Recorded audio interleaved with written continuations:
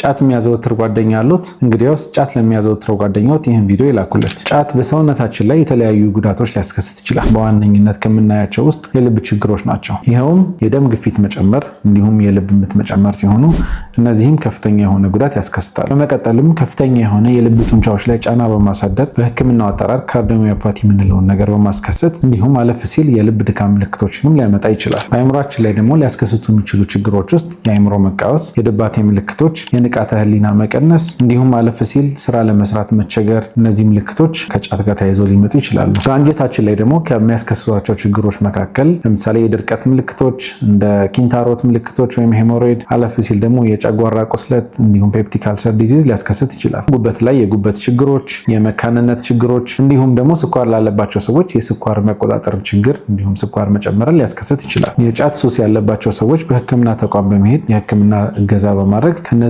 የሱስ ምልክቶች መውጣትና መገላገል ይችላሉ። ስሜ ዶክተር አብዱል ሐፊዝ መሐመድ ይባላል። በታዝማ የውስጥ ደዌና ቀዶ ሕክምና ልዩ ማዕከል የውስጥ ደዌ ስፔሻሊስት ሐኪም